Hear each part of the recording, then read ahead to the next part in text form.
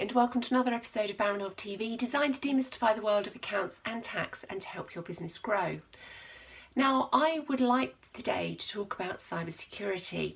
It's not an appealing subject and it's something that we all know about, but there is some information that I heard on Monday at an Entrepreneur Circle event, which has really made me sit up and take notice, and I really want to make sure that all of you are aware of some of the information that I heard, because it's really quite scary.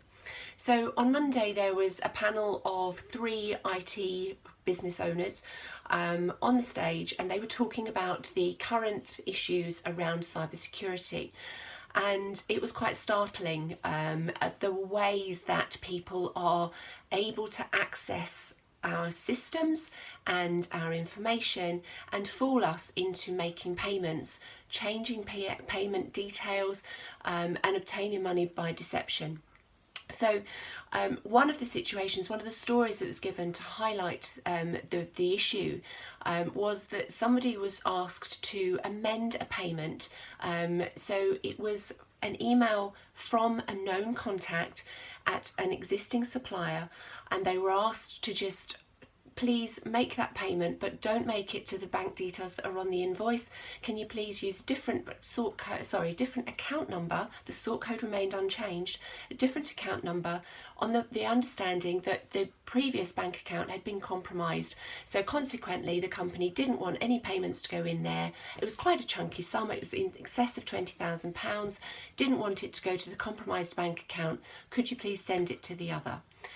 So when the company that received that email, who had the payment to make, said, okay, fine, replied to the email, as I say, a known contact from a known email address, said fine, no problem, and the payment was set up.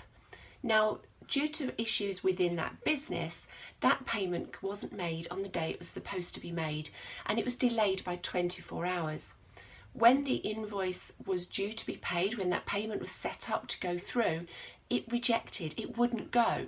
And when they phoned the company, they said they knew nothing at all about it, but the bank account, it turned out, had been closed down with £85,000 in it. It was a fraudulent account. It had been set up on the same sort code. The emails had been coming from what looked like the same email address, but it was slightly different. There was an extra E or something in the email address, but minimal enough that nobody noticed it. But the scariest thing is that the people who'd been trying to defraud them from the money had been watching their email addresses. They were getting copies of all of the emails that were going out, so they understood who they were dealing with. They understood that they were used to making large payments to these people. They were able to convincingly communicate by email using the right language. So there are lots of different things on here. First off, you need to make sure that your emails aren't being copied anywhere. So that can be done. Speak to your IT provider. You can make sure that you can check where emails are being forwarded to and have those sent to multiple people within the business so that you can see that that's happening and you can stop it. You need to make sure that there's processes within the business that preclude anybody within your team from changing bank account details without verbally verifying it. Make sure that they can't set up new payees, and if they get an email from you potentially asking them to make an urgent payment of however much to a new payee or to a different payee, or to just a big amount that they're not expecting, they need to have a process that they can follow. One of the other stories that was being told was that of an MD who was away. The crooks had been watching them on social media.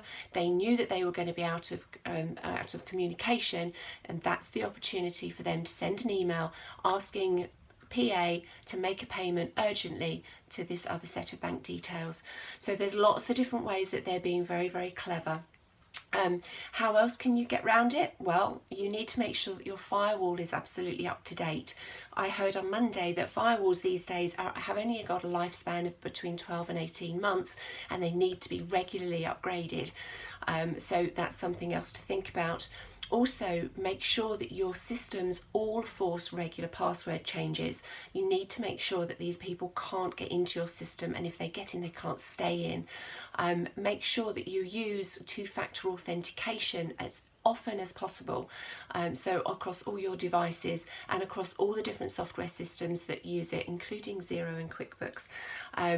Never use the same password in two places. So make sure that you don't repeat your favourite password, your dog's name, your mum's name, whatever it might be. Make sure that you're using strong passwords. Ideally use a password manager. There's plenty out there, for example LastPass. That will record all of your passwords across all of your devices, but it's very, very secure. So it means you don't have to have a list of them written anywhere or saved anywhere or in your handbag, in your wallet. And make sure that you use, if you do use something like LastPass, you use a separate email address to get into LastPass, a separate email address to your email software, so that they're absolutely separate systems. 8 out of 10 businesses evidently have passwords available to their domains on the dark web. And the scariest point of the presentation on Monday was to see page after page after page of people that had registered for the course or for the event on Monday, their domains all coming up on a list of all of those that had been found on the dark web. Thankfully we weren't there, but there were an awful lot of people that were. Admittedly, I heard later that the information was quite out of date, but you need to make sure that if anybody else was looking around, that they're not going to find anything to do with you on the dark web. So you need to make sure that you really do batten down the hatches and make sure that you're as safe as you can possibly be. I'm sorry that this episode isn't full of the joys of spring or, you know, festivities coming up to as we approach Christmas, but I felt that this was really, really important. They gave a figure and I didn't catch the time scale, but you don't really need it when I tell you what the figures were. But within whatever time scale it was, £146 million was defrauded from small businesses, and of that only 20 million was recoverable through the banks, because the balance, the £126 million, had been given away effectively by those businesses because they'd given away their email address, or they'd given access somehow to their systems and their records to the people that took the money. So the banks were able to say, no, it's not our responsibility, we're not going to reimburse you. So I don't know of any business that wants to give money away, so I would strongly recommend that you go away and put some of those things in place that I've just suggested. I hope not to hear that anyone's had any problems. If anyone wants to give us a call, I've got the details of the 3 IT people that were actually on the stage on Monday. If anyone needs to speak to somebody that, you know, we know knows their stuff, then please feel free to get in touch. In the meantime, I'll leave you with all those cheery thoughts, and I'll see you all very soon.